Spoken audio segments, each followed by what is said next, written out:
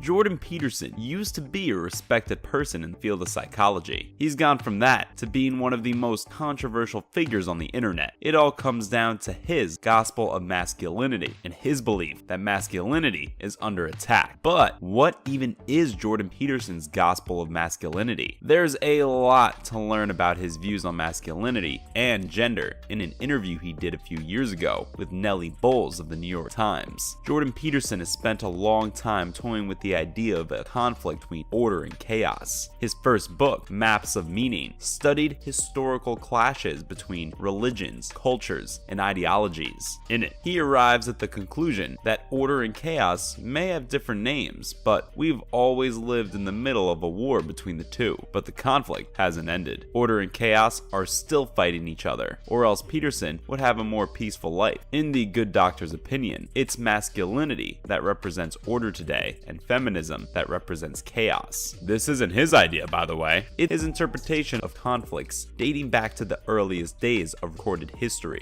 And you can love it or you can hate it, but for the order to prevail, we have to be on the same page about it. In Peterson's words, the masculine spirit is under assault. The world that Peterson envisions might sound familiar to you when you get down to brass tacks. He wants the world to return to a social order where men outrank women. He's a big believer in hierarchies, and he has no doubts about who should be on top of the ladder. If that sounds harsh, wait till you hear his reasoning. Peterson isn't interested in sugarcoating the answer for anybody. He thinks men should be in charge because they're better at it. He's arrived at this conclusion through two paths. The first involves examining folklore and religions, which he considers to be an ancient record of how people saw the world. Naturally, these sources tell stories of men being in charge and women being supportive or needing the help of men. To illustrate this point, Peterson asked the interviewer why witches are known to live in swamps. Nellie doesn't really have an answer to this, so he fills her in. We believe it because to us, it just makes sense. Of course, witches don't exist, he explains, but subconsciously, we know that the portrayal of witches, though it might be misogynistic, reflects reality. Humans understand on a subconscious level that women are evil and chaotic. The other way in which Peterson justifies his beliefs is that though there were international conflicts in the past, there's a reason why people romanticize the societies of the 50s and earlier. He says that the social orders that gave men all the power led to stable and prosperous societies that dealt with threats in an efficient way. Therefore, he thinks that a push for equality between genders is going to make the world a worse place. In his opinion, society needs to return to its old hierarchy, and men need to return to their place at the top of the chain. But if the men are on top, where do the women go? Well, they can sign themselves to the men through marriage. That sounds messed up, but again, it's what Peterson literally thinks should happen. In Nellie's interview, she brings up Alec Manassian's killing spree in Toronto. It was found that he was a card-carrying member of the incel, or involuntary celibate community on the internet. Now, when we tell you what Jordan Peterson makes of this, remember that this guy used to be a practicing psychologist. He had patients, and he may have told them things like, violent acts happen when men don't have partners. His interpretation of Manassian's actions is that Manassian was mad at God because women didn't want to be with him, and he wasn't the first incel spree killer. Peterson thinks that there will be fewer spree killings in general if there was an enforced monogamy. Isn't that exactly what an incel would say should happen? Well, JP doesn't care about your opinions on his beliefs. Things took a really disturbing turn when Peterson says that women, without regulation, will only pursue high-status men. This would leave like half of all men failures and abandoned by society. This gets a laugh out of Nellie, and Peterson simply tells her that she doesn't care about these failed men because she's female. Apparently, women like Nellie need to be forcibly married to somebody, anybody, in order to stabilize society. And we've been looking at society as just a two-sided coin of men and women. But if you think his views on women are too much, buckle in to see how he views the LGBTQ+ community. Now, Jordan Peterson has never been a fan of accepting and supporting the LGBTQ+ community. The man first rose to his internet stardom when he challenged a proposed anti-discrimination bill, C-16, in his home country of Canada. C-16 wasn't a very radical piece of legislation. It simply makes an edit to the Canadian Human Rights Act by adding gender identity or expression to the list of things you can't discriminate against people for anymore. It also makes a slight edit to the Criminal Code, adding gender identity or expression to the list of identifiable groups against whom it's illegal to promote genocide. But Peterson saw this bill for what it was, an attempt to normalize the existence of gender identities besides male and female. The guy, who was a professor at the University of Toronto at the time, put his entire career on the line to dispute this bill. He may have sacrificed his career in academics and his scholarly credibility by doing this, but he did earn a new position as a lightning rod for social justice issues, and he hasn't budged on the issues of trans people since then. You wouldn't expect him to, because the LGBTQ+ community doesn't fit into his ideal hierarchy of society. One thing you have to respect about Peterson is that he stuck to his guns against the opposition, and there's definitely been a lot of opposition against him, which is pretty easy to understand. We live in a time where women as a collective are constantly taking one step forward, 2 steps back. On the balance, women might be better off in 2023 than they were in the 1950s, but still, women's rights are assailed all the time, from theocracies like Iran and Saudi Arabia to Western democracies like the US. Women are constantly locked in battle for their rights. One of the biggest challenges that women are facing these days is that the internet is really effective for mobilizing people under a cause, such as, say, the cause of fighting against women's societal autonomy. The last thing they need is for a guy like Jordan Peterson to take a leadership role in the community that thinks women have more than they need to lose. But it's the fact that he's been given that role that bugs me. But why? Why do people follow him? Well, Peterson isn't just a weirdo. He's a qualified weirdo. His background as a published and constantly cited professor of psychology gives his misogynistic views a veneer of professional insight. It's one thing if, for example, I were to say that men need to be allowed to dominate women in society. I'm just a guy who makes videos. What do I know? But when Peterson says it, he's implicitly putting the force of his background and experience in psychology on the scale. That has made him very good at radicalizing men who were maybe unsure of what to think about these issues. They say you should trust your doctor after all.